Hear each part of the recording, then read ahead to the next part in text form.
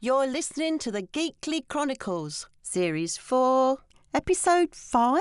Thanks for listening back to the Geekly Chronicles. This show was recorded on the 3rd of June, 2016. This version of the show isn't quite the same as the one that went out live, as we've had to edit out all of the songs. It's nothing personal. We're just big fans of making sure artists get paid for the great things they create.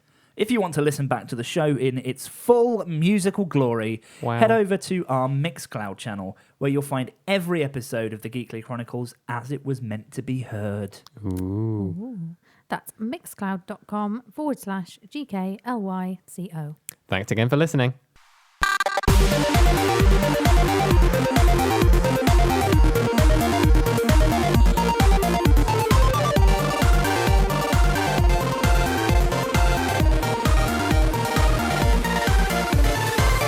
Hello! Hello! Hello! Hello! Hello! Hi! Gather round your wirelesses and join us in the week that someone finally tracked down the identity of Ugly Naked Guy from Friends. Wow. A child in Northern Ireland found methamphetamine inside their Kinder Egg. That really is a Kinder surprise. It really is. A vegan restaurant in Texas was protested on its first opening day by meat eaters who waved sausages and steaks at its patrons. Wow. And a man has said he was completely horrified to find his new passport made him look a bit like Adolf Hitler. Who does he think he's kidding? After inventing it 42 years ago, Dr. Heimlich has used the Heimlich maneuver this week for the first time. Wow. First time for everything. And a man has said that Margaret Thatcher's face appeared to him in a cloud as a sign of which way to vote in the EU referendum. Of course it did. And in all of those weeks, it's the Geekly Chronicles. Hello! Hello! Hello, welcome. So, we've got a great show lined up for you this week. Loads of really exciting stuff coming. A lot of our usual features. I mean, after the song, we'll have Would You Fund It?, which is our weekly feature where we ask you, the listeners, to vote for whether or not you would fund some crazy ideas that we've had, whether that's a TV show or an event or something like that. We pitch it to you. You tell us whether you think it's any good or not. And we'll see how that goes. We will. Did you know also that today, how exciting, is National Fish and Chip Day? Ooh.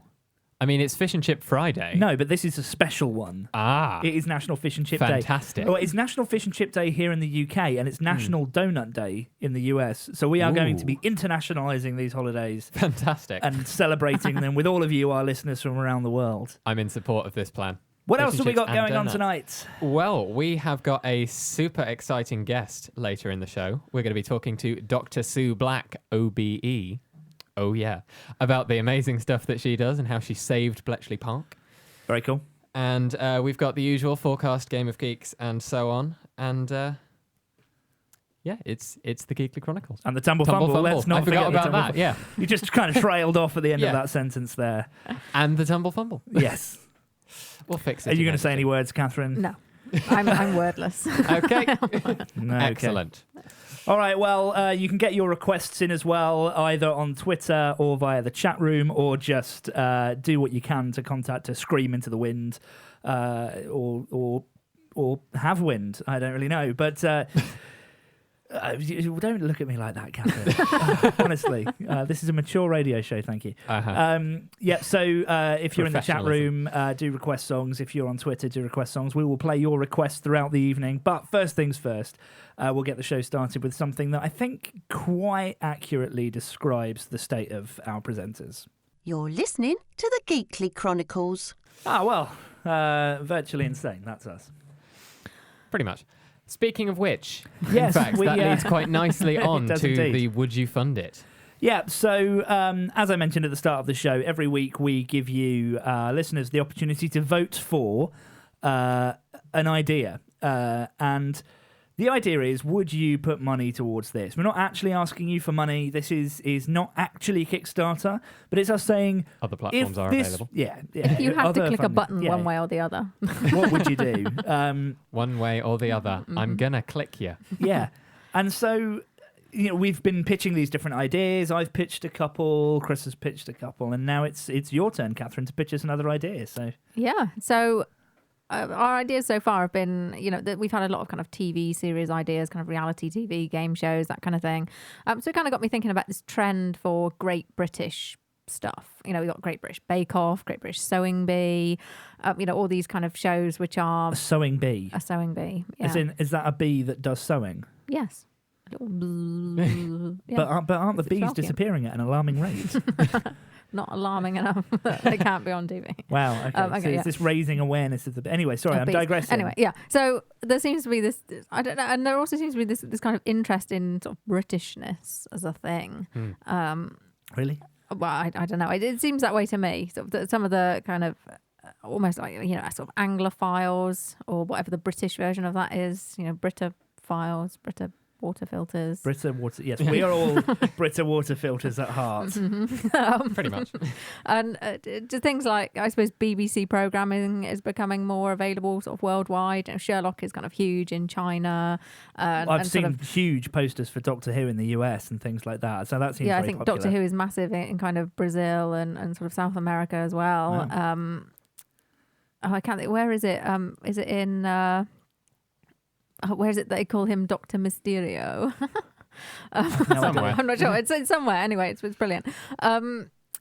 So I was just sort of thinking, well, rather than a kind of show on TV, what if you could get people to go along and almost have like a 2-week class or boot camp in Britishness, a great British boot camp, A if great you will. British boot camp. Wow. Wow. So you can sort of learn about, you know, all the sort of things that British people apparently do, and love, and the way that they behave, and how you can pick up Britishisms. What a great idea.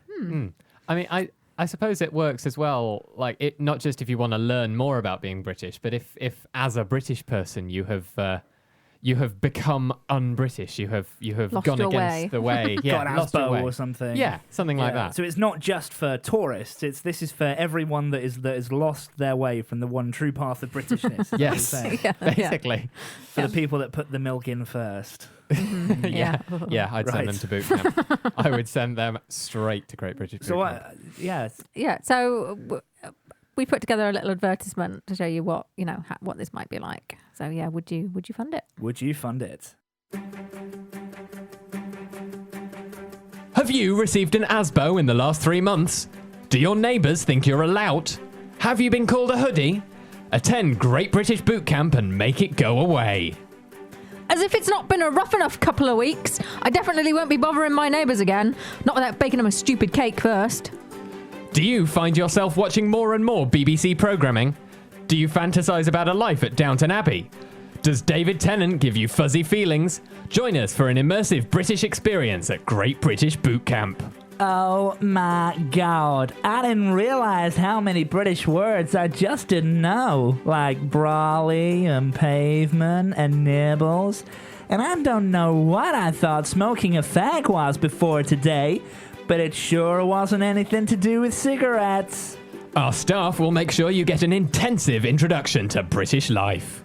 You are waiting for a train. It is due in 2 minutes and you don't have a ticket. What do you do? Get on the train without one, you silly old git. Oh, not without getting a stern telling off from the conductor. Oh, I know. You get in the queue for a ticket and then you wait your turn. That is right. And what if the train starts pulling up? Oh, I look at my watch and make a turning noise? Correct. That's right. At the end of this 2-week programme, you'll be making brekkie, carrying eggs on spoons, and making double entendres like a true Brit. Sign up at our website now to receive a free tea set. It's the bee's knees. Citizenship not included. Wow, I'd vote for it. Yeah. Yeah. So, I want to fund that right now. Let's make it happen. yeah, I I'd can go. imagine. I mean, yeah, I'd go. I can imagine that you know, you kind of have day trips and stuff as well. You know, you'd get to take Like- rides on trains. Oh, yeah. You know, go to kind of King's Cross Station and check out platform 9 3/4. Head to and, Greg's you the know, Bakers and Greg's, yeah. yeah. Mm.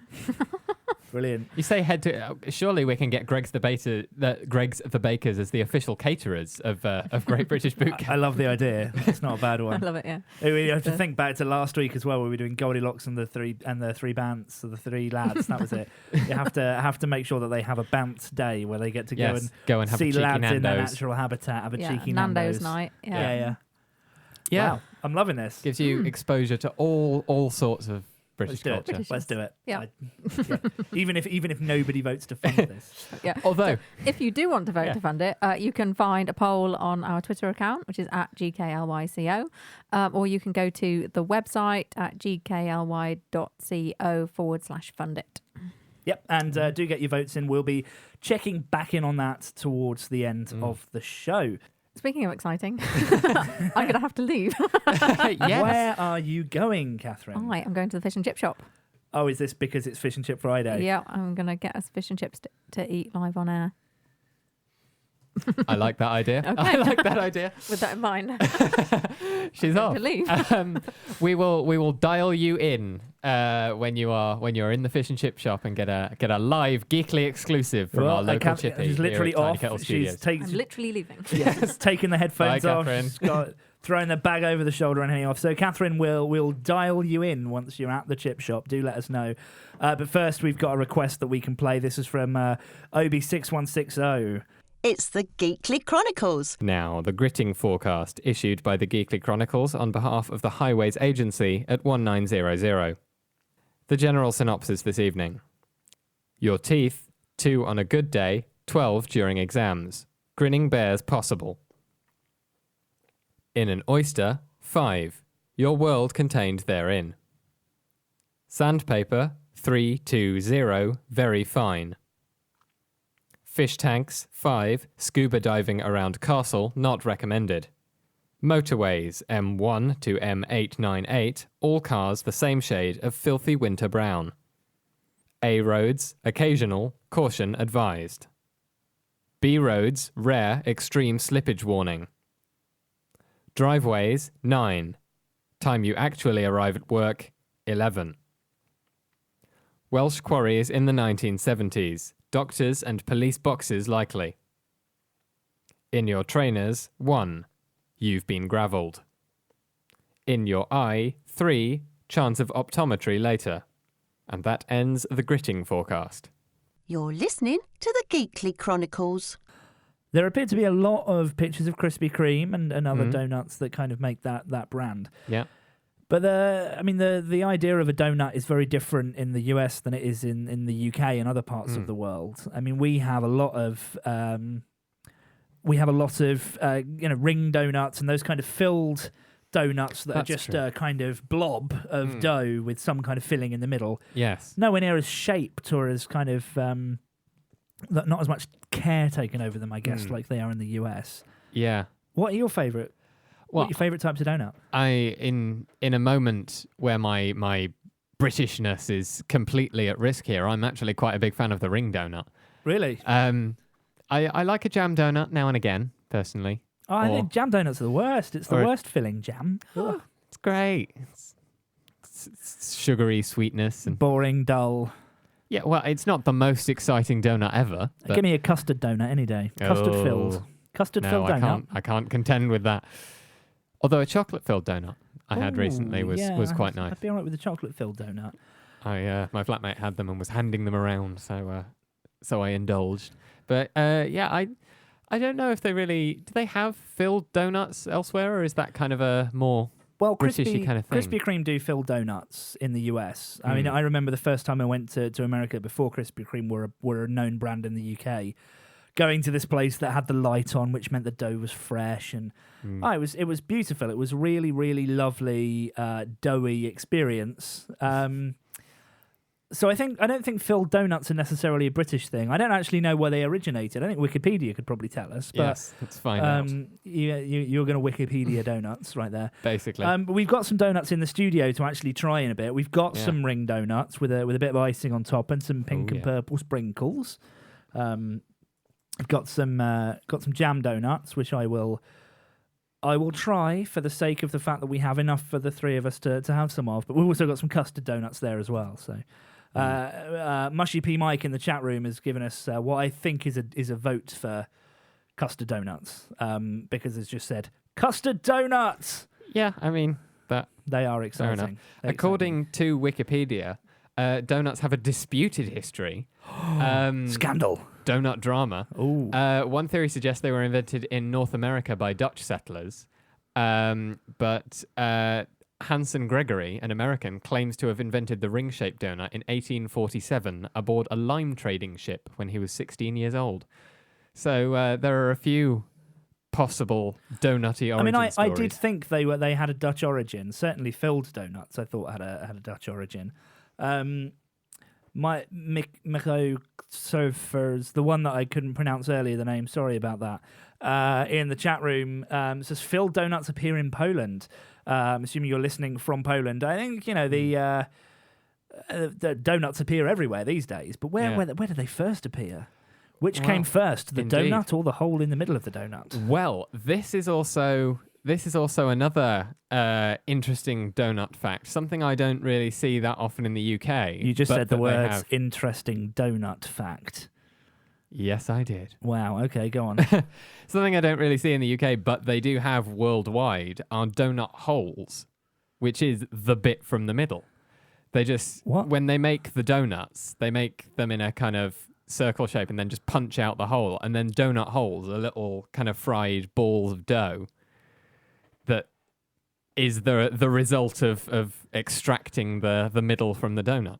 And they're kind of iced and sold separately. But most places I know that do proper ring donuts, like if you go to the seaside in the UK and you go to a donut truck, they put them out in the ring shape and then go into the fryer in the ring shape, which must use less batter. You'd think. So that seems wasteful to make a ring donut and then punch the hole in the middle. Well, apparently that's what it does. It says also on Wikipedia that donut holes were traditionally made from the dough taken from the center of ring donuts. Before long, donut sellers saw the opportunity to market holes as a novelty, and many chains offer their own variety. So they're just small donuts, basically, without a hole in the middle of them. It says traditionally donut holes are made by frying the dough removed from the center portion of the donut. So they do make them into the circle and then punch it out. Well, seems woefully inefficient. But we've had some chatter about this in the chat room. Apparently, says Mushy P Mike, in Russia and Eastern Europe there are meat-filled donuts. Interesting. That sounds nice. It's a kind of savoury and sweet combination that probably works quite well, isn't it? Like a char siu bun with pork in it or something from a Chinese place. I'm totally agreeing with you. I don't eat meat, but I can imagine that flavour combination works quite well. Well, guess who's just arrived back in the studio? It is Catherine. It is. And she brings with her some fish and chips. I'll sort that. You get yourself in front of the microphone. Tell us about your fish and chip experience. I'll take it out of the bag. I now have this bag of fish and chips in front of me. We've got what we got here? Mushy peas, lovely. Oh yes. Oh. British classic. Oh, is this curry sauce? I hope so. So I hope that's what it is. Yeah. It looks like curry sauce. Wow, amazing. So that took a while then. Yeah, well, I ended up getting blocked in the car park. So I had to wait for the person next to me to come out of the chippy with their order. Oh, no. So that, we could all escape the car park. A nice lady did try and guide me out, but then had to inform me, no, you are actually stuck. Right, okay. Right, so we've got some fish and chips here. I'm just putting these down on the side. And as we do this, Catherine, why don't you start to think about that magical time of the week that it is again. It is, of course, time for... It's time for this week's Tumble Fumble. Are you ready for a scroll in the hay? So, Catherine, tell us what is weird on the internet this week. Well, considering our news at the start of the show, I thought things that look like Hitler.com might be topical. There's a website just dedicated to things that look like Hitler. Yeah. So the top thing on there at the moment is our man with his passport. Oh yes. From the story at the start of the show, and we've also got things like cats, doodles on the back of cars, the back of a Donald Trump mask, even. So on one side of it, there's someone that looks like a complete fascist, and on the other side, it looks like Hitler. Yeah. Amazing. A nice little barcode there, making up a moustache. Oh, wow, yeah. Clever. That's hilarious. More cats, cars, other things, dogs. Actually, a notepad that looks like Hitler, if you can believe it. Oh, wow. It kind of does a bit. Yeah, I've just found it myself. A pad of paper that looks like Adolf Hitler. Yeah. Wow. So where can people go to see these? Just things that look like Hitler.com. Amazing. It is, I think, a Tumblr blog, disguised to look like a proper website. So if you want to check out things that look like Hitler, that's where you need to go.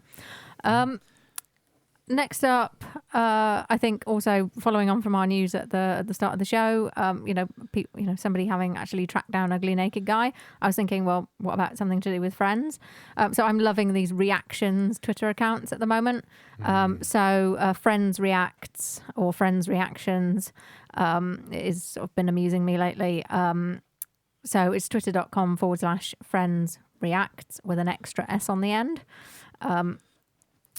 It's very visual. It doesn't really work on radio, so you'll have to just check that out yourselves if you like Friends and you like Twitter. So lots of pictures of the cast from Friends reacting to stuff, just like you would. And then kind of our last one is kind of, I think it's one of the things that I probably featured on one of the very first Tumble Fumbles, sort of way back when, probably years ago now. And that is Very British Problems. So thinking about, would you fund it this week? Yeah, just seemed topical. And they're at twitter.com/SoVeryBritish. So you can check out all the latest British problems there. These are a little bit more text-based, so I can read some out. Just everything that it means to be British, really. Things like having a default setting of, not too bad, tired, but okay. Yep, I think we all do that. Kind of everyone's response to, how are you? Yep. It's like they were actually listening to our Would You Fund It this week. Feeling like a right teacher's pet as you proudly present your train ticket to the inspector. Oh, yeah. I've got mine. Look. I always get it out in advance and I'm like holding it up. Like, I'm fine. I've got mine. Like I'm just imagining Hermione with her hand up like, Yeah, basically. Never being sure if you're smiling politely or grimacing menacingly. Yeah, I always do that. My life. I was really like every now and then you walk past someone in the street and you catch eye contact, so you smile, and then I keep smiling and I walk past and I think, do I look like someone who's about to go on a rampage? I just think I have that kind of resting grumpy face, and you do have resting grumpy face, and people are often asking me, "Oh, what's wrong?" Or which is funny because when you then try and smile, you look like you're angry. Yeah, it's impossible. Yeah. I can't force that. No, I found you're weird. You are. I found another one which speaks to me very personally as well, which is a helpful conversation that many Brits have around summertime. Hay fever? Yeah. Have you got tablets? I've taken 2 already. Oh dear. I don't suffer with hay fever, so I've never had to experience that, but so many people do. Yes. And it's not fun. I like their helpful translations as well. For example, if you say so, translation, you are very wrong. Yep. One I saw earlier was, I wouldn't do that if I were you. Translation, the results of doing that could be catastrophic, perhaps fatal. Another one is when people go, if you like, which generally just means, nah. Yeah, if you like, but I don't care. Yeah, these are also true. Is that our weirdness of the internet for this week? I think it probably is, yeah. Oh. Yeah. So we've got this fish and chips here then. We have. I've got some of these chips in my hand. I have a veggie burger. They don't really make any noise. noise. If you guys have got your fish and chips, I'm going to go and hunt some out. So these got some to pass. There you Thank go. you very much. I've got some to pass you. I said I would dish this out. Lovely. Yeah. I'm not a terrible host. I just don't know how we're going to put the curry sauce and mushy peas in the middle here. The studio's kind of we've sort of got screens in the middle. Yeah, it's designed for radio shows, not really for eating. Well, maybe if you had the mushy peas over there for a little while we had the curry sauce, and then we could switch. We can do a swapperoo. Dip timeshare. Mm-hmm. So I've got a little bit of the chips over here. I've also got the fish. The fish was folded up. Folded fish. Folded fish. Okay, I've never encountered that before from a fish and chip shop. I'm gonna have a chip. Kind of pull out the thing and it's been folded over in half. Now, the curry sauce that you get from a chip shop is quite special. It's not, really proper curry, is it? Yeah. It's sort of a fruity sort of madras spicy. It's not horror, but it's tradition. So. I also feel like I need to explain the concept of mushy peas too. Yeah, that's a weird thing. It's like a marrow fat pea, not like a garden pea. Yeah, I mean it's green, but it's just a green marrow fat pea. Well, lots of them. We've kind of mushed cooked too together. long. Yeah, you cook them. It's a bit like refried beans. Yeah. but green and mushy. Yeah. And sometimes if you buy them in a tin, a slightly cheaper brand, they're kind of Oh, so day good. glow green, aren't they? Oh, yeah. These I mushy know what you peas are mean. amazing.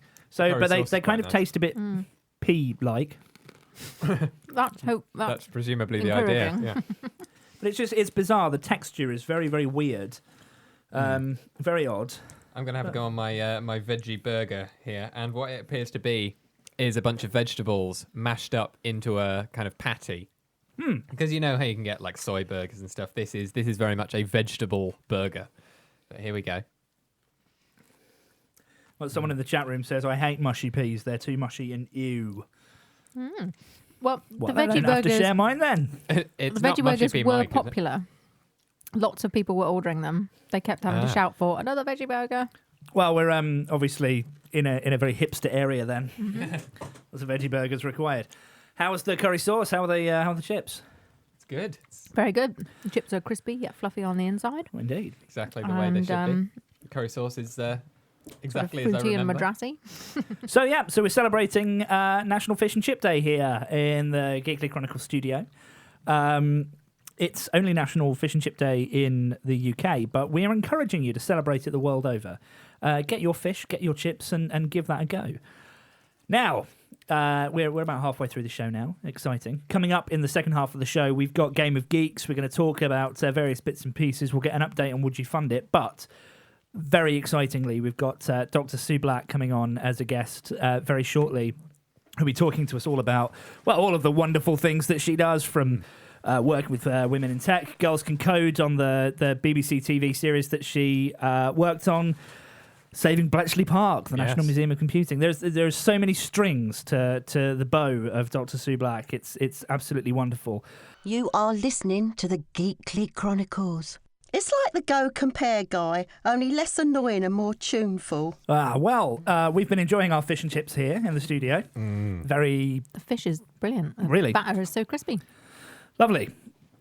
But moving on from fish and chips to an infinitely more interesting subject, we said earlier on in the show that we'd be welcoming a very special guest tonight, Dr. Sue Black, OBE, to talk about some of the many absolutely amazing things that she's done and she's worked on. There are lots of things to talk about with Sue. So I think rather than me waffling on, I'm gonna bring up this fader here and see if we have Sue on the line. Hello. Hi there. Hello. It's very lovely to talk to you. Thank you so much for joining the show this evening. No, you're welcome. So, I guess an easy question to start things off with. We've just been talking about the fact that it's National Fish and Chip Day here. Is there a Yeah. chip shop favourite for you? Somewhere not in London, probably. Somewhere at the seaside. Somewhere at the sea. What I would was be your in favourite Eastbourne thing this to week order? with friends. Oh, to order? Oh, just like regular fish and chips, mushy peas and a gherkin. Oh, a gherkin. Yeah. Brilliant. I had an English teacher who always used to swear that the best fish and chips in the country were in Whitby. Whitby. Right. Apparently, Really? it was northern. Right. A little bit of bias, but But from the north of England then to somewhere much more in the middle of the country, Sue, you have done a lot of work around the campaign to save Bletchley Park. So, I mean, just for listeners that we have that aren't in the UK, can you tell us a bit about what Bletchley Park is and how you kind of discovered it? Sure. Well, so Bletchley Park is where the code breakers worked during the Second World War in the UK. So when I first went there, I thought that probably there were about 50 people that worked there during World War II, but then I actually found out that more than 10,000 people worked there. Oh, wow. And about 80% of them were women. So that was when I first really got very interested in the work that was done there. And then found out that the work that was done there shortened the war by approximately 2 years, and that 11 million people a year were dying, so potentially saved 22 million lives. And then, then I was hooked, basically. I just thought, what an amazing place. And after a couple of visits, found out that actually they were struggling financially, and so started a campaign to save it. So that was back in 2008 now. And at the time, I was head of computer science department at the University of Westminster. And I was on a list of all the heads and professors of computing in the country. So when I found out that they were having financial difficulties at Bletchley Park, I emailed all the heads and professors of computing in the UK and said, we've got to do something about this. And at the time, there was a petition on the 10 Downing Street website, which someone else had set up, saying, calling on the government to save Bletchley Park, basically, because they were chronically underfunded. Well, they weren't getting any funding from government. And I emailed all the heads and profs and said, please sign this petition. And I was amazed a few hours later when loads and loads of really famous, to me anyway, the computer science graduate professors had signed the petition. And that kind of gave me the confidence to carry on and really start a campaign from there, I guess. So after that, with a colleague, we wrote a letter to the Times. And then I contacted the BBC, got on BBC Today programme and BBC News. That was down to Rory Kefflin-Jones, the BBC, and then and that was all great. It had loads of interest, but then what happened was that interest died down. And of course, you can't take the same story back to a news service and say it's a story again. It's not. Once it's been covered, that's it really. So it was a few months after that I started using Twitter, kind of towards the end of 2008. And it was then that I really realised that Twitter could make a massive difference, because Twitter works through search. I could just put the term Bletchley Park into the search box at the top and I could find everyone that was talking about Bletchley Park across Twitter. And so basically started conversations with people and those built up and up and up and up. And so, that it started off with a few people getting involved, but it turned out, towards the end, I think we were campaigning for 3 years really until Bletchley Park director said that they were not struggling financially anymore. So that took from 2008 to 2011. But across that time, just thousands of people got involved through Twitter, and I contacted some celebrities like Stephen Fry, and he got on board, and various other people, and just kind of built it up week on week, or like day on day, week on week, year on year. Built it up until thousands of people were involved, and the visitor numbers went up at Bletchley, which was great because their main source of funding then anyway was through people visiting the site and paying on the door. So when they got more visitors, they had more revenue, so that helped too. And then, of course, more recently, stuff like the Imitation Game has been fantastic in getting visitors up to Bletchley Park and the Museum of Computing. It's how long ago is that now? It's like 8 years ago we started the campaign, so quite a long time now. But I'm delighted that it's safe and that thousands of people are visiting every year. It's wonderful. Yeah, I mean the campaign's had an amazing impact. I've been to Bletchley Park a few times for events or just to have a look around the museum, and not only has the money obviously been really well spent in making sure that everything's restored and you can actually go in and visit these buildings, but there are so many people there. I compare when I last went a few months ago to when I first went a few years ago.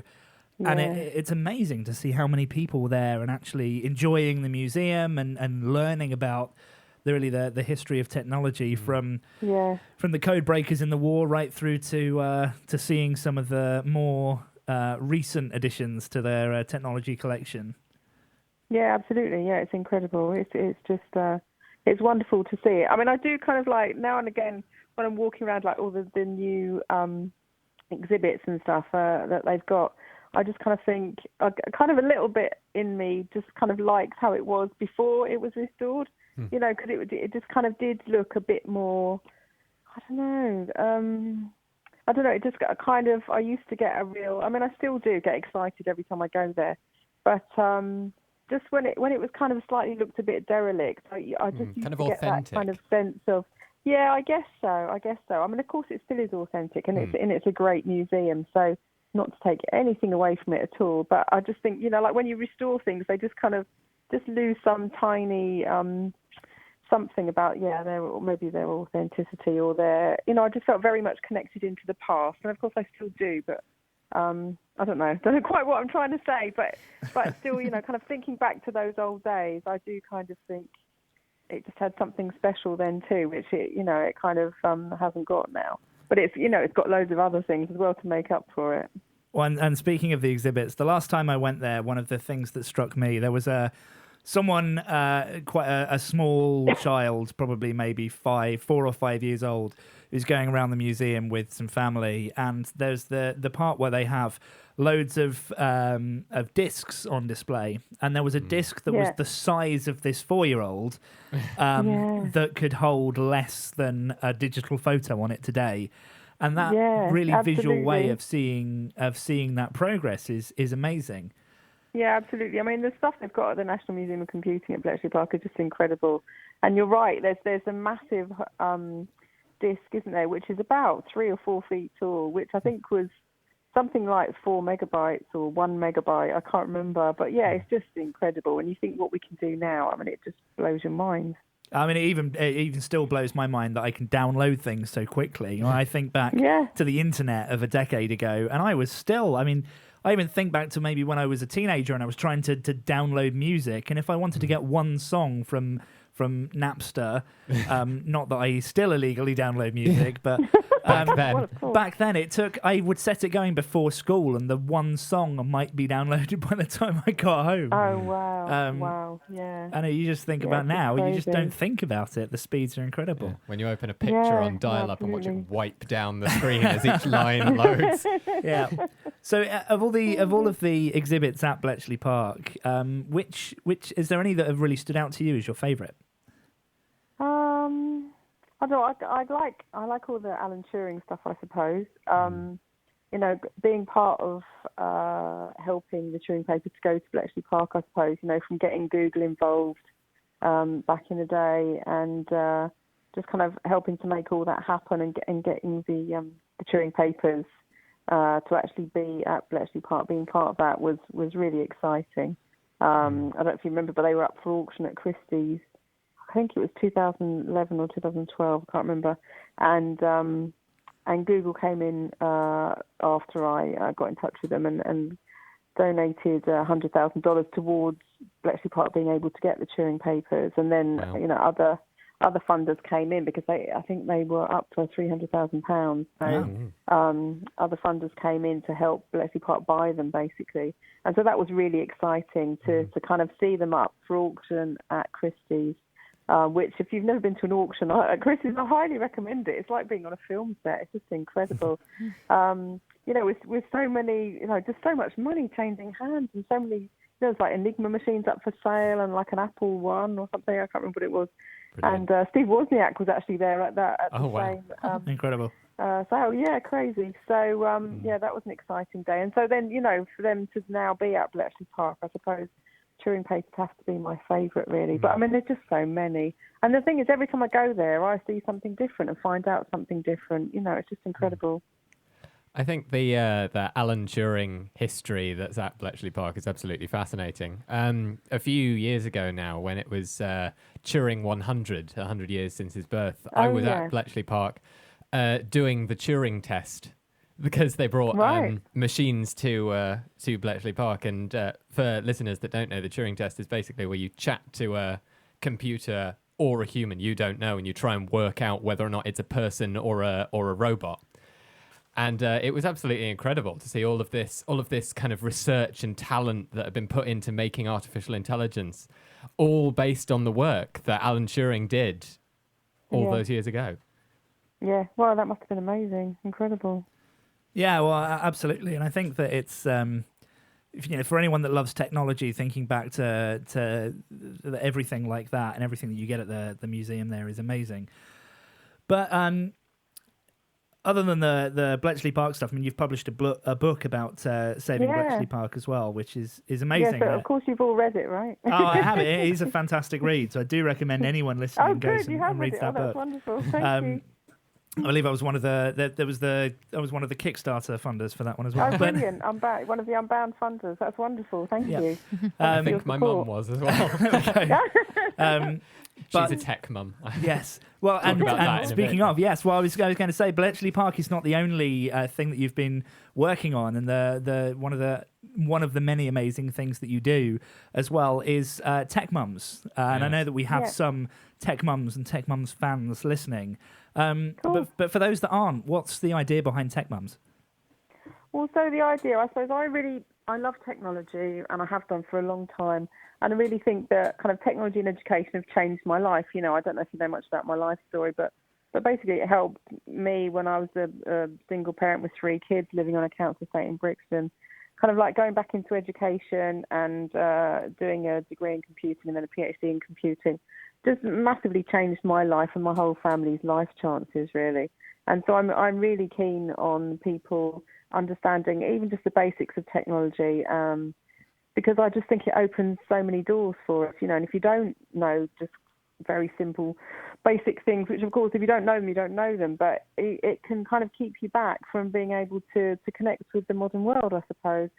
So what I really wanted to do was to put together a program that would, I guess, take people from any level of understanding through to just understanding various different types of things around technology, which I think are really important. So the program's 6 weeks long, but it's just 2 hours a week, so it's 12 hours in total, and starts with like basic IT skills, you know, stuff like sending emails and documents and stuff. And we use Google Drive for that. So everything we use is free on the course. You don't have to buy any software or anything. And the course is free to mums as well. So yeah, we start with basic IT skills, and the second week we do like an app design workshop. So mums design their own apps. Then the third week we do web design. So we do like basic HTML and then some kind of drag and drop website design. Then the week after that we do social media and online security. So how to stay safe online, stuff like strong passwords, and also, you know, different social media platforms, what they are and how to use them, Twitter, Facebook, LinkedIn, Instagram, that kind of thing, and how to talk to your kids about technology and how to keep your kids safe online. And then the fifth week is we do coding in Python, because I think it's important for people to understand that at a basic level, programming, you know, sending a list of instructions to a computer, and I think lots of people don't realise that that's what it is. So we get our mums writing some code in Python and understanding like basic structures and stuff like, you know, loops and branching and stuff. And then the last week is a graduation ceremony. So the program's accredited by the Tech Partnership, which used to be eSkills. And so our mums get a certificate for attending, and what we normally do is have a graduation ceremony. So we have like maybe a mum who's set up their own business and become successful, talking to the mums about what they've done. And then the idea is that mums can go on after that and maybe set up their own business or go back into education or maybe get a job or a better job, you know, with the skills that they've learnt on the course.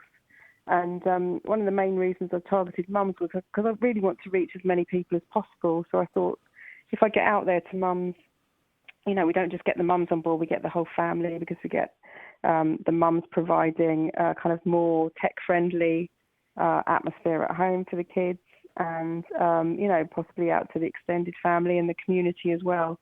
And also I kind of want to flip that. I hate the phrase, it's so easy your mum can do it. That really annoys me. You know, and I want to have mums out there as tech role models, you know, helping everyone else with their technology, not, you know, I don't know. I just like, it's so easy your mum can do it, just really annoys me. Your mum can do anything. Don't say that. I entirely blame my mum for getting me into technology in the first place. Oh, me too. Good, yeah, good. Absolutely the same for me too. And yeah, I think that's amazing. And I think, you know, a lot of people talk about, we need to get kids coding. And yeah, of course we do. But we need to get everyone interested in technology. Kids, we live in a world where it's important now. And there's stuff like, you know, the main kind of factor in kids make a decision of what to study at university. It's usually the parents, right? So if the parents don't think technology is a great career, they won't encourage their kids to do it, you know. So we need parents to be thinking about tech as a great career, because it is a great career. And, you know, there's a massive skill shortage in tech. You know, we just need more and more and more people who understand technology. There's just so many jobs. And if we're not doing something about that, it's crazy, I think. So that too. Well, now, and thinking more about kind of life skills and people as well, every woman has quoted as saying that you embody the traits of a modern leader. which I'm sure is a lovely thing to hear. But what is your secret? How can our listeners, whether they're young or old, be the best they can be and kind of start living more like that as well? Well, that's a good question. Well, it'd be good. What a shame every woman aren't here to answer that question for us. But I don't know. I mean, I just feel like, I suppose my basic philosophy is you've only got one life, so get out there and live it, I suppose. And, I really feel that a lot of us don't realise, I mean, I didn't realise when I was younger that everyone has difficult times. I just thought that for some reason I was having a bad time and lots of other people were having great lives. Whereas in fact, it kind of goes up and down, right? Life's a roller coaster for everybody. We don't all have it great all the time, and we don't hopefully have it really bad all the time. And the main thing that helps you to achieve and get you through things, and the main thing that successful people do, I think, is they just keep going. So, we all get setbacks, but you have to just kind of, maybe feel upset about it for a short bit of time, but then get back on it and start going again. And I just think, I wish I'd known that when I was younger, because I just thought things were different for everyone else than for me, but they're not really. And just having that ability to get back on the case and keep going, I think is critical. I think that's what got me through a PhD. And I've talked to lots of people. Like before you do a PhD, you think that everyone that's got a PhD is the most, it's like the cleverest person ever, and that's the main thing it takes to get a PhD. But it's not. It's kind of like sheer determination and kind of grit that gets you through it. And I think it's the same for lots of things. I mean, it's like the whole Bletchley Park campaign. I mean, I could have given up at any time. And, that was very much a roller coaster ride. If you read the book, like 1 minute everything's going well, the next minute it's bad, and then it's great again, then it's bad again. It's just, life just goes like that, I think. And just keeping going, I would say, is probably one of the most straightforward but useful lessons that life's taught me, really. Well, I'm reading here that you're the 7th most influential woman in IT. With that in mind, do you think you could help us secure Clippy as a future guest on the show? Why? Why would you want that? Because, it looks like we're making a podcast. Yeah. We might need some help with that. And then thinking about roller coasters and ups and downs and people having good days and bad days, I think Clippy embodies that rock and roll lifestyle. Being literally made of ups and downs. Have you ever come up against someone though that told you just couldn't do something? That either for whatever reason somebody said, yeah, I see that thing you're doing, but no, I think that's stupid, and I don't think you could do it. And if you have, how have you put them in their place? Oh gosh. Well, I suppose thinking right back, when I was at school, I wanted to study chemistry and physics and stuff, and a teacher persuaded me that I should be doing cookery, like home economics. So, unfortunately, I did what they said. I studied home economics and then dropped it because I didn't like it, and missed out because I didn't study science subjects, so that was crazy. I guess more recently, no one really says things like that to me anymore.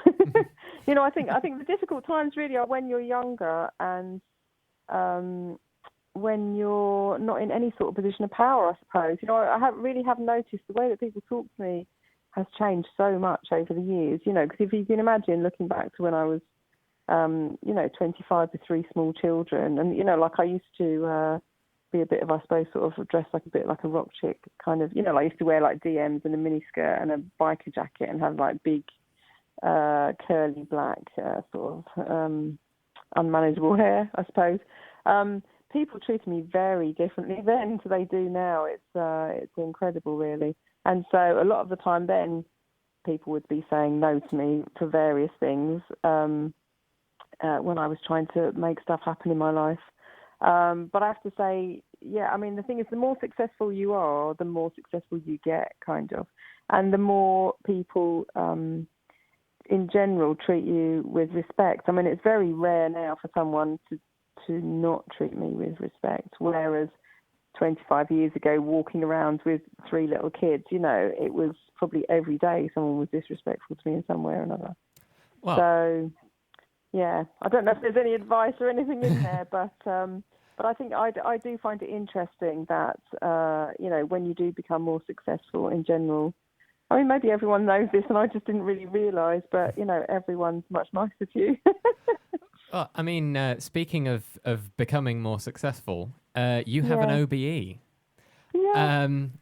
How mad is that? So, I mean, what was that like? How did you find out it was happening? And for any of our foreign listeners, can you explain, how exciting that is?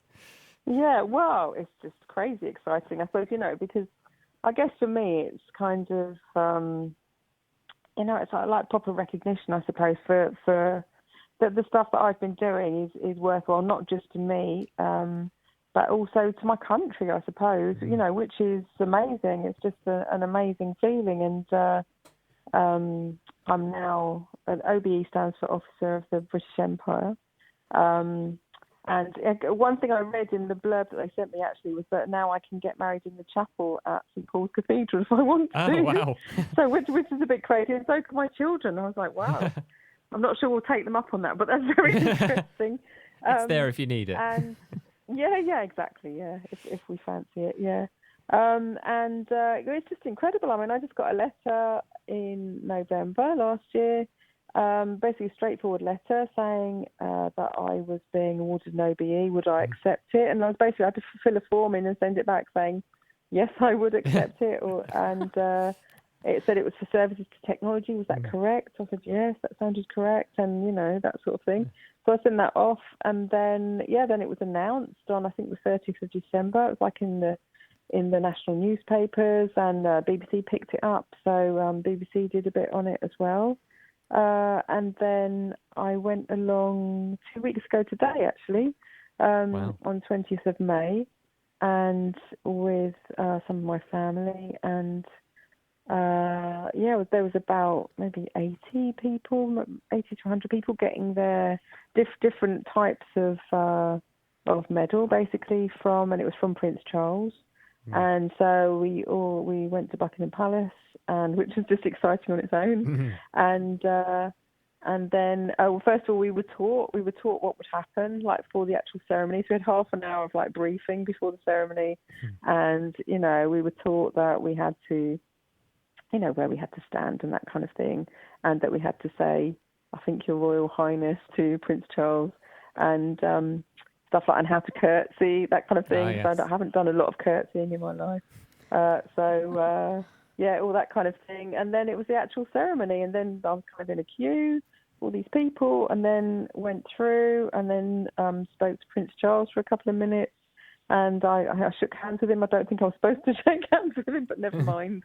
I haven't been taken to the tower yet, so hopefully I'm going to be okay. And then kind of it was all over. It was an amazing, absolutely amazing day. And just before that, I'd been given an award by Maserati, the car firm, and I asked them if I could possibly have a car for the day to take us to Buckingham Palace. And amazingly, they said yes. Oh, wow. So we had a chauffeur-driven Maserati taking us around. It was just, honestly, brilliant. It was just like a dream. It was just like a dream. And incredible. I ended up being on Woman's Hour that morning on BBC Radio4 that morning as well. So the car picked us up at 7 o'clock in the morning with a chauffeur. I've never been in a chauffeur-driven car before, so I'm getting quite excited. I've never been in a chauffeur-driven car before. So one picked us up from my house, drove us up to the BBC. So I did a Woman's Hour interview with Jenny Murray. So I just couldn't believe that was happening, because that's sort of a life goal for me too. And then he took us over to Buckingham Palace, and we drove in there. And then he took us over to a place where we went for lunch afterwards, and then drove us home at the end of the day. Wow. And I just had to pinch myself the whole time. It's just is this really happening to me? I can't believe it. But yeah, it was amazing. I just thinking about kind of as Britishness has been the theme of our program this evening, I've just one thing you said there struck me as exceptionally British. Like you've got an OBE, you've received this award from the royal family, and they want you to come down and receive it at Buckingham Palace, but you'll queue up before you before you get given it. Just wait your turn. Yes, I was in a long queue. So we've absolutely. we've had a question from one of our listeners come through in the chat room as well. It's a listener called Samathy, who incidentally tweeted earlier that he would love to meet you someday. So I think you're a real role model there. Hello. So Samathy says, how do you suggest is the best way for others to start their own events or organisations? If we have an idea, how do we get it off the ground? Gosh, well, it depends what it is, really. But I would say, I mean, if there's something you're really passionate about, find other people that are passionate about it as well.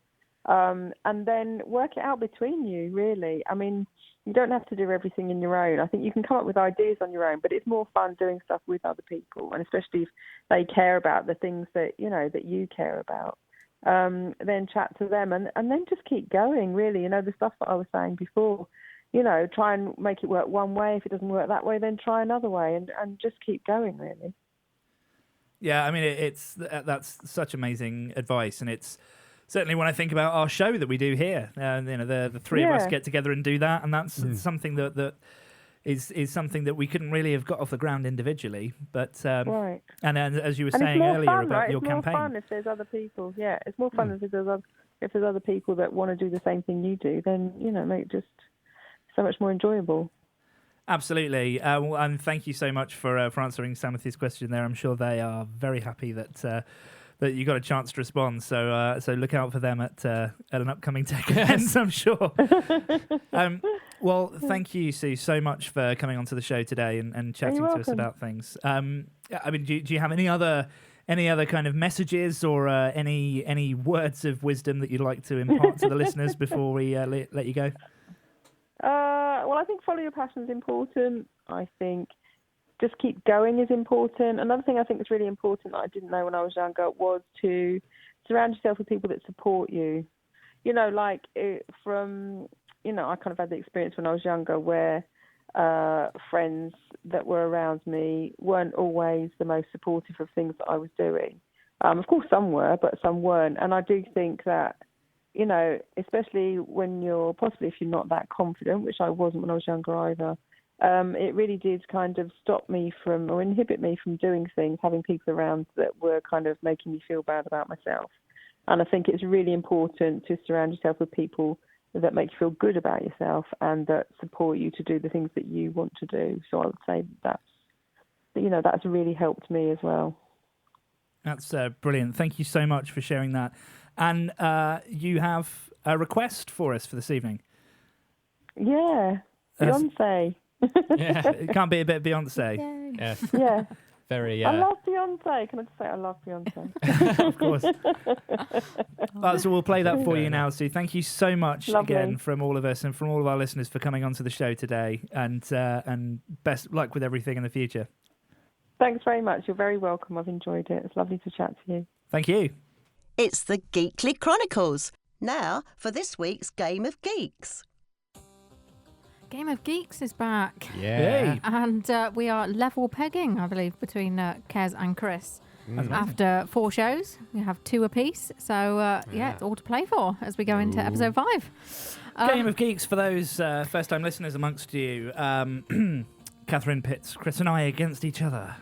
Indeed. In a game of guesswork on films, TV, books, shows, etc. Stuff, yes. Chris is facing the other way as he's within screenshot. I sit next to Catherine in the studio, and the answers are on her screen, so I'm being forced to face the wall. Yes, like the dunce. Yes. Okay, so this week it's buzzers. Kez goes. Oh, I need you to press your button first, you see. Oh, I did. Oh, how bizarre. Do we have buzzer issues? We might do. I can press a button from here. This week, my buzzer goes. There we go. And Chris's buzzer goes. And I'm just going to go around the other side and fix that. Nice, nice British TV references there. Yeah, I mean, obviously this one's a bit more obvious. But do you know where the other one's from? Well, I do. Yes.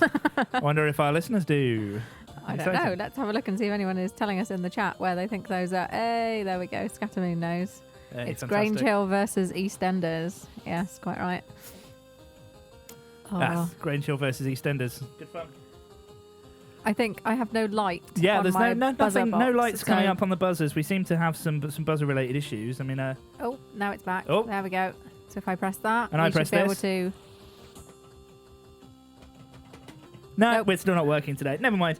Well, I'll tell you what we will do. I will press some buzzer buttons, and I will just watch for Chris twitching and press his buzzer when I think that that's... I have a feeling I think I'm we're going to at a have to do disadvantage. the Hermione hand gesture. I think Yeah. is going to be our cue for the. Well, maybe we just have to go when we're ready to do it. Okay. Okay, or First yeah, a question bird then. noise. Okay, right. So your first clue is to a book. Okay. Okay. Okay, right. So clue number one, if somebody gets it on clue number one, then you get 3 points. Clue number two, 2 points. Clue number three, you get just 1 point. Okay. So yeah, you get the picture. So clue number one for 3 points. Ready to make your bird noises. Okay, so this book is the first in a trilogy by Suzanne Collins. It works. It works. Oh God.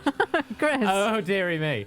I'm gonna go with The Hunger Games. Yes. Yeah. Nice. Ah, Okay, see, so I that's, didn't know who wrote that. 3 points. 3 points there for Chris. Let's see if my Right, I'll buzzer make a note works. of that. Yes. Let's find out. Let's find out with a clue about a film. All right. Okay, so a clue about a film. So, set in 1983, this film features the songs "Sweet Dreams Are Made of This." My buzzer doesn't work. But you've There let we me go. know There that it you is. wish to guess. There we go.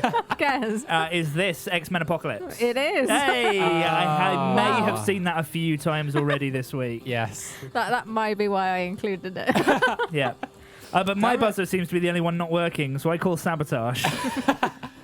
Oh no. I'm saying nothing. Things are getting Right. dirty in Game of Geeks. Hey. Wow, you're guessing them all on the first clue. I thought that one with 1983. You might think it was actually an 80s film, but no, very good. having just seen X-Men Apocalypse three times this week. Yeah, you didn't even That's- let me get to the end of the Sweet clue, Dreams so- Are Made of These, 1980. That did it for me. Yeah, there we go.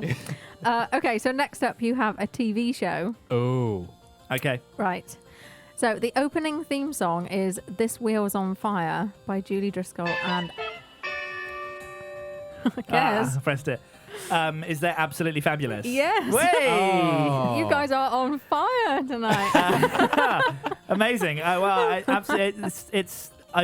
loved that show forever, and know the theme tune, and also I was watching it at your house the other day, so it's fresh in my mind. I'm beginning to see a theme with these questions. Hey, I Yeah, don't so even if have a you- buzzer, so So if you pay attention to the things which I'm That paying you- attention to, then Right. you do, win yeah. Game of Geeks. That's I think obviously it. that's Clearly. I think that's the theme.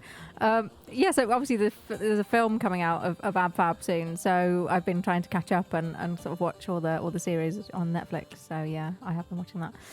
Okay, so your next clue is to a website. All right. okay. Ready? Founded in 2006, this site is headquartered in San Francisco, California, and has offices in Nashville, London, Dublin, Berlin, Melbourne, Mendoza, and Sao Paulo. I'm sorry. Say that again. Founded in 2006, this site is headquartered in San Francisco and has offices in Nashville, Dublin, London, Berlin, Melbourne, Mendoza, and Sao Paulo. Founded in 2006. Yes. Facebook. No. I mean, they probably do, but that's not the one I'm getting at. But no. Okay, well, it cares, yes. Twitter. No. Okay, maybe next. You're just going to run Okay, yeah. through all of Yes, them. all Maybe the next clue. websites. Maybe next okay, clue. so clue number 2 for 2 points. This site has 2 mobile apps. One called Entry Manager and one. Oh, we were quite on time Oh. there. I think it was Chris. It was. Go on. Eventbrite. Yes. Ah. So that was very good. There's just 1 point in it, but Oh. I get to Ooh. press this button. This is my favourite button in the world. Hold on. This week's winner is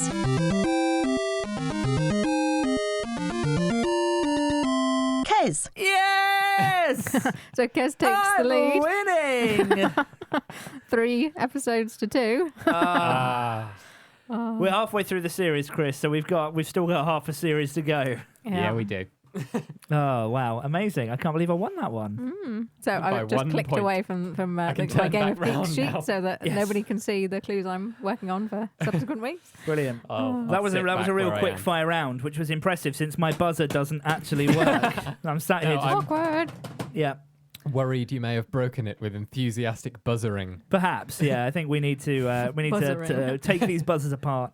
For anyone that's seen the now. studios here, no, still No, not. I'm still dead. For anyone that's seen this, Mine still works. tune in next week. But, for anyone that's seen the studios here, a lot of it is hand built, which is brilliant, but it does mean sometimes if you hit something a bit hard, it stops working. Yeah. Stops There's working, much gaffer falls tape. off, disassembles. All of these things have happened during shows in the past. Yeah, Scattermoon says, congratulations to me. So I'm quite happy with that. And apparently Indeed. we are really geeking it this evening. Well, that's impressive, what we aim. impressive geekeries tonight. So there we go.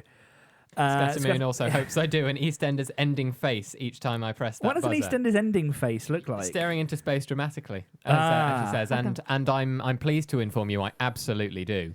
I think we need to do a twit pic of this, so we'll get that done during the next song. We will. Yeah. Look out for a Twitter photo of that. Well, we've still got some donuts to eat to go along with these fish and chips, so stay tuned. Please do get your last-minute requests in. Don't forget you can request stuff in the chat room. You can request stuff on Twitter as well. You are listening to the Geekly Chronicles. Put your email in an envelope and just chuck it out the window.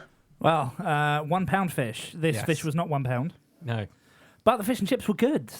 Were they? Were they good? I They mean, were good. I enjoyed it. I was a fan. Oh, yeah. So it is National Fish and Chip Day, and there have been lots of National Fish and Chip Day tweets, but there have also been lots of tweets around National Donut Day. Yes, as we were saying earlier, there's a lot of donut hype worldwide at the moment with National Donut Day, and we had that discussion earlier about what makes a donut a donut. Yeah, I mean, we were talking about. What do you prefer, Catherine? You were out at this point. Do you like ring donuts? Do you prefer filled donuts? I got to say, my favourite donut ever is just the raspberry jam donuts from Sainsbury's. Ah, yes, Sainsbury's donuts. Nah, are Yeah. still not a fan of jam donuts. And then after that, it's probably just the original glaze from Krispy Kreme, just because they're so kind of light and airy. They are very good. That's just reminded me, actually, of one of the best donuts I think I've ever had was a Krispy Kreme donut. And if you've heard of Biscoff, you probably already know how addictive this Ooh, is. yes. But it's like, those caramelized What's biscuits. Biscoff? Never heard of it. You know those caramelized biscuits you get with like tea and coffee sometimes? Basically those ground up into a paste. Right. And it's absolutely delicious. So they do that on a donut with kind of crushed up caramelized biscuits and kind of creamy filling as well, which is incredible. Well, I have here some donuts on a plate. I've got some ringed donuts, custard-filled and jam-filled donuts for us to try and kind of comment on. So Samantha's asking if anyone's actually put fish in donuts. Scattermoon said International Fish and Donut Day, which I don't mind. I think in that sentiment, I'm going to see what it tastes like to dunk a donut in curry sauce from a chip shop. Oh, Have you got the curry I'll sauce pass over you there? the curry sauce. Right. So we'll give this a go. I've got some curry sauce in front of me here, and I'm going to take a. Although that would be quite an interesting filling for a donut. It would be a curry sauce filled donut. Actually, yeah, put some curry sauce in the donut and then kind of roll it in something that's not sugar. That like, sounds nice, like garam masala or something. Mm. Well, I've got curry sauce and a bit of donut here, a bit of ring donut. We're So I'm gonna do This is an this. iced ring donut with sprinkles, everyone. I'm just dunking. so you can get I am this actually image. dunking it. Yeah. Yeah. Can my co-presenters confirm I actually have this on the donut? Yeah, That is there is a, curry It's sauce on it. disgusting. Thoroughly Okay. dunked donut. I'm going to try this. Does someone commentate here? I can't talk and Okay. eat at the same Okay, time. All right. It's going in aeroplane styling. Oh, In it goes. It's biting. Oh, there's biting going on. And the There's- initial reaction looks confused Okay, and there's- kind of disgusted, unsure why Ah. they've done this. Yeah, the eyes are screwed up. The lips are curling. That didn't go together well. No, it does not look from the face you made like it did. Wow. Okay, we will not Don't be do that. we will not be endorsing the Madras No. donut. Well, here, you can I have do the not endorse the Madras you can donut, have the rest of definitely. those donuts there. Oh, there's Ooh. definitely some raspberry jam donut here that I'm going to Yeah. have to have. I'm going to have Little to bit. get That's in my on that as well. thing. It's your thing. Oh, yeah. Catherine's cackling. Touristy Goblin says, "Holy, I love Biscoff," with 2 hearts. I know, right? Yeah. It's amazing. That's a good one. Oh wow! Oh, I can still taste curry sauce and icing in my mouth at the same time. It's not good. That doesn't I sound think I might just pleasant. have some chips and curry sauce now. Oh no! So I just I've got jam in my hand. Yes, this is the one problem with the filled donut, is if you're not careful about how you eat it, the filling goes everywhere. the studio is going to need a jolly good clean. Yeah, I've already got curry sauce on the desk, and now I've got jam. It's just your end of the studio. We should coat it in plastic. We should really. Yeah, Yeah. make me a This nice happens quite often. laminated The creche area of the white studio for clean Catherine. area. White Yeah. clean, yeah. Sort Absolutely. of Scotch guard the entire thing. Wow. Other brands of waterproofing are available. Yeah, just sad. So how are you finding the combination of fish and chips then with donuts? I think donuts make a good dessert. They do, yeah. Yeah, I mean I'm kind of Probably not going to be mixing it up Yeah. as much as you. I wouldn't have them the way you did, but yeah, well I'm just kind of thinking that we could make this an international day. I'm thinking this could be a new holiday yeah. for for America and the UK to come together to further strengthen our special relationship of diplomacy and going to war together. We can have fish and chip day and donut day on the same day, and it's all bliss, blissful wonder and wonderful blissness. Do we not think?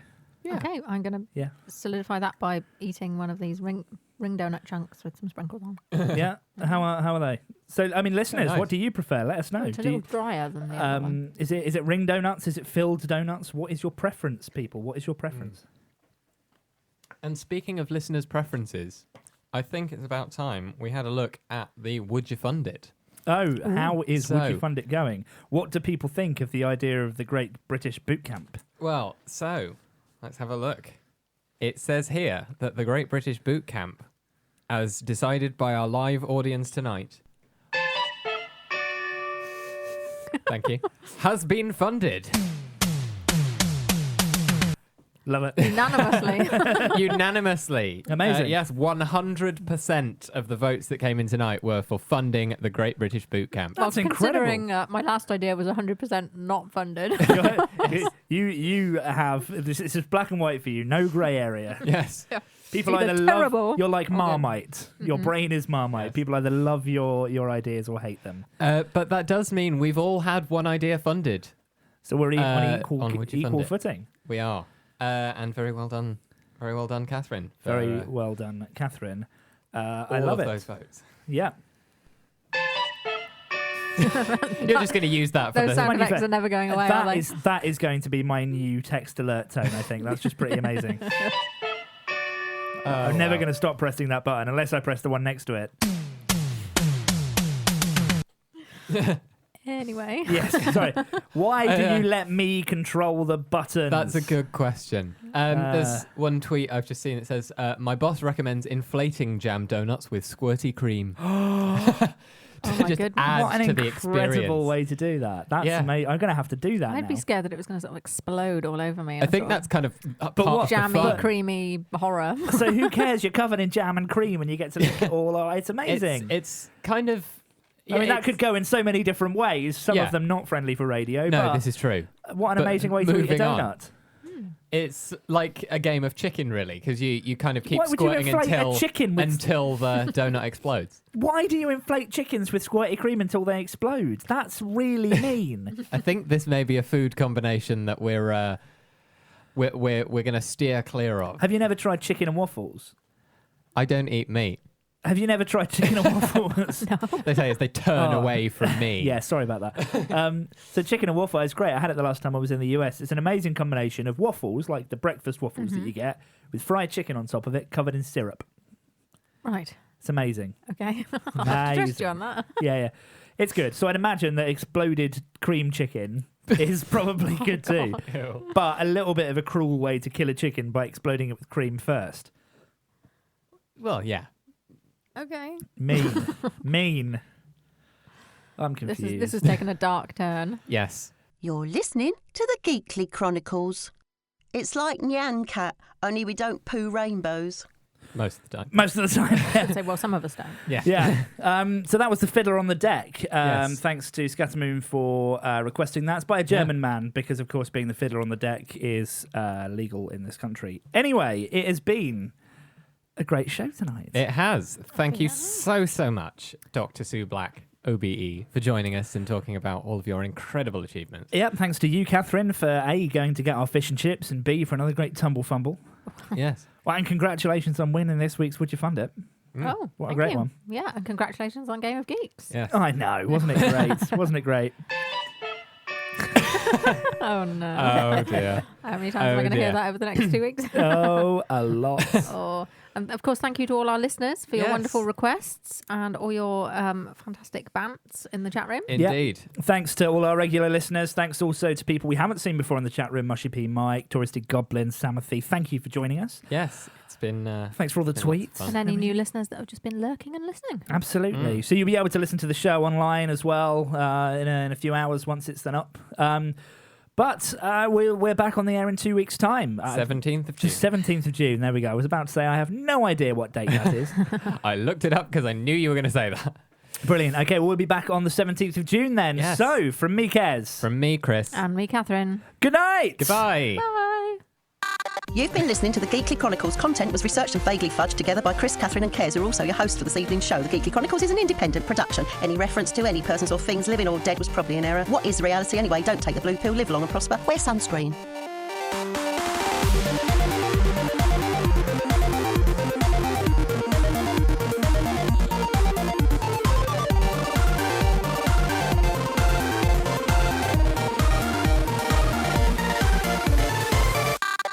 Citizenship not included.